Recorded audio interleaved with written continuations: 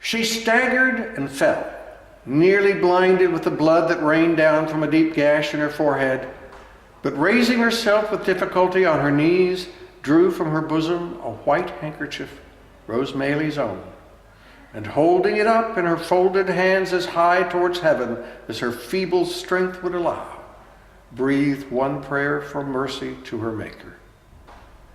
The murderer, staggering backward to the wall and shutting out the sight with his hand, seized a heavy club and struck her down.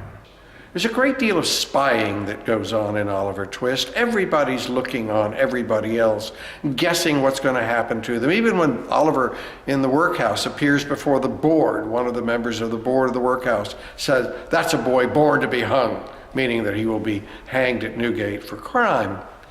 This is a scene of spying that occurs late in the novel, where Nancy, the prostitute who works with Fagin's gang, has become so sympathetic to Oliver and his fate that she is willing to tell the good people of the world, namely Mr. Brownlow, and though we don't know it yet, Nancy's mother's sister, Rose Maylie, where Fagin is. But when Nancy is asked to give up Bill Sikes as well, she refuses. However, this is at the middle of the night on London Bridge on the Thames side, and it's a moment of the two worlds meeting. I said earlier on that they were kind of Manichaean good and bad worlds. Here's the good world meeting the bad world. But Fagin has already spied on others enough, as Nancy's been spying on them. Fagin knows that Nancy is acting oddly, and so he has sent a spy to spy on Nancy. That spy is Noah Claypole, who is now taken on another name. He calls himself Morris Bolter, but he used to work with Oliver at the funeral home, and he's come to London. He's delighted to get back at Oliver any way he can, so he overhears this conversation, and he goes back and tells Fagin that Nancy is about to peach on the whole gang. Fagin thinks that includes Bill Sikes and goes to Bill Sikes and arouses Bill Sikes' wrath even more. So then the next scene is that Nancy comes home and has a really difficult evening with Bill. She keeps wanting to go out or to do something, and she's, it's hot and stuffy, and Sikes is just furious with her. And at the end of that evening, or early in the morning, Bill does this. That is, he raises the bludgeon and strikes Nancy down, she having tried to protect herself, not so much to protect herself, but to have something of purity and grace between her and death by holding up Rose Maylie's handkerchief. Dickens wrote that set of episodes, which are separated by many chapters in the book, put them together in one of his last formal readings in his farewell series for America and England. And he loved the effect it had on the audience, where the women would shriek when he did the murder of Nancy. So that it was a huge success and demanded night after night. But it also took a tremendous toll on him, psychically and physically. And critics have wondered, about the psychic side of this. When killing Nancy, was Dickens killing all the women who disappointed him in his life, including his mother, who was warm for him staying in the blacking warehouse, or his wife, who didn't live up to Dickens's expectations? And when Dickens was acting Bill Sikes and killing, was he in some ways trying to kill the violent part of himself, or to let it out, or to confess that letting it out is a murderous impulse? His children knew Dickens as a wonderful father in some ways, but very much a stern father. Only one of his children was allowed to go to college, and he was a boy that complained about not getting more education himself. But only one of his children went to university, Henry, who was very successful.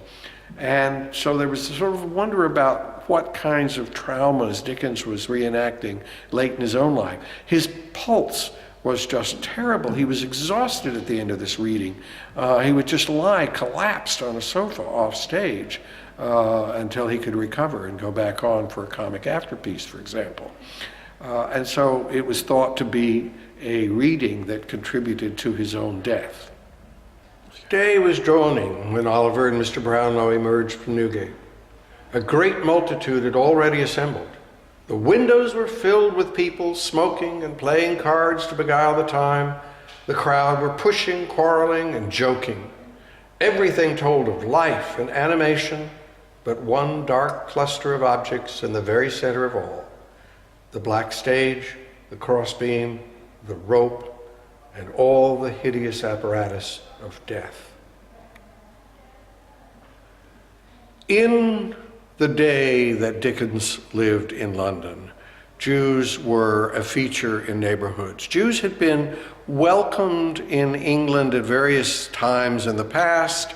They'd been confined to certain areas of the country. They'd been exiled in toto. They'd been invited back. And the 19th century saw renegotiation of the place of the Jew in British society.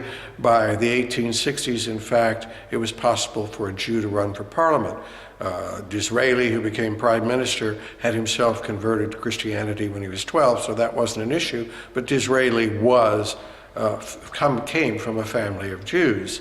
So the question of who Jews were in the 19th century was sort of up for grabs in conversation.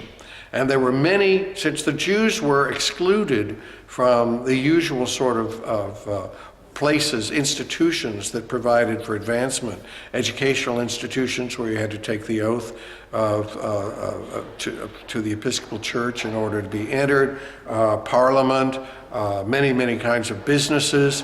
Since Jews were not admitted to those places, they tend to serve on the edges of the commercial society. And so they were fences and they were old clothes dealers and all sorts of things. There's a wonderful piece in Sketches by Boz by Dickens on Monmouth Street, which is all part of this area of town and where old clothes dealers had their shops. So the fact that Fagin was a Jew and that seems particularly anti-Semitic in the book as we read it today, was more commentary on a particular kind of social situation for Jews in the middle of the 19th century. But Dickens emphasized Fagin's Jewishness by giving him all the characteristics of the stage Jew, and stage Jews in melodrama exaggerate certain traits. Fagin has a large hooked nose, and he's got a red beard, and he speaks with a lisp, and you know he's a bad Jew because the very first scene of him, he's got sausages poked onto a griddle, and so he's serving pork to the boys. So, you know, he's a Jew who doesn't even observe the laws of his own dietary. About midway through writing Oliver Twist, Dickens got into conversation with one of the major actors of the field of the period, who was very taken with the story, but particularly taken with Fagin and wanting to act Fagin as a stage Jew. And it's possible that Dickens, thinking that this dramatic production was something that he would have some control over, expanded the role of Fagin, made him a little more important toward the end of the novel for the dramatic purposes to come. Dickens did write a letter to to John Forster, I think it was, saying Fagin is such an out and outer, I don't know what I'm going to do with him. So there was a question up to the end of exactly what kind of punishment Fagin would get, and whether or not Noah Claypole would arouse Fagin to the point where not only would Fagin be furious and tell Bill Sikes, but Fagin himself would nonetheless be captured and put into prison and die. Dickens was a great favorite of the young actor Alec Guinness, who in fact in the 1940s wrote a dramatic adaptation of Great Expectations and played in it, and went to learn more of his craft from Martita Hunt, who was a distinguished actress of the period and who didn't think he had much talent when he first showed up, but she changed her mind about it. And in fact, she became the classic Miss Havisham in David Lean's 1946 Great Expectations with Alec Guinness as Pip. And 2 years later, David Lean wanted to repeat that success, so he cast Guinness as Fagin. And Guinness got a prosthetic nose that was large and hooked, and the matted hair and all the rest of it, as you see here, based on Cruikshank's illustrations, and did a marvelous performance of Fagin, and recognized there had to be some humor and some compassion somewhere in Fagin's character, or you would just hate him and he'd be kind of a wooden villain.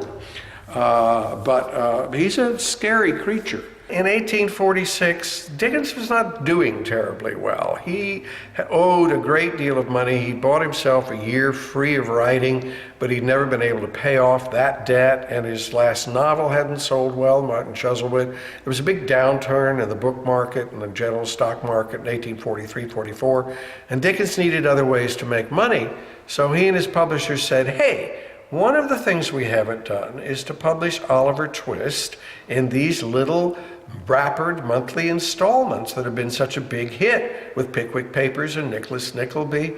And let's do that and see if we can tap into a new market. So Dickens got in touch with his illustrator, George Cruikshank, and said, would you kind of rebite the plates and make them sharp and crisp and clean again, because we're going to print them all in this new edition.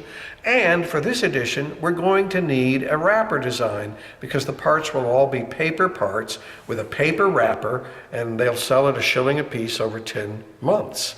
And Oliver Twist was about half the length of his 20-number novels, so that was about a fair price.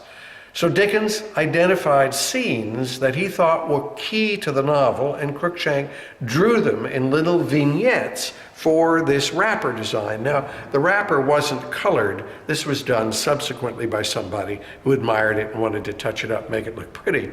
But the wrapper would have been black and white, or black on some kind of a colored paper. But we start with something that is sort of like a rising fortune on the left, with Bumble taking Oliver off, and then Oliver eating, presumably, while watching the undertaker and his wife eat, and then being picked up by the first Good Samaritan, the Artful Dodger. And then when he does get into the Mailey house, he discovers this wonderful woman who acts like a sister to him, and it gives Oliver the home that he never had. The right-hand side is descending, everybody tumbling, falling. There's Bill Sikes trying to get rid of his dog. There they are struggling with monks. And here we see Sikes falling off the roof and hanging himself, and Fagin in the condemned cell. And this is probably the second greatest picture that Cruikshank ever drew, Fagin in the condemned cell. Dickens's advisors didn't like it, but subsequent critics and even Dickens himself much liked it. And the scratchy, this is a different version from the original, but that scratchy background and everything, and the claustrophobia of the image in the condemned cell made G.K. Chesterton, who was a very, very great critic, say, it does not look only like a picture of a thief, it looks like a picture drawn by a thief, in which everything is furtive and hidden and scratchy and horrible.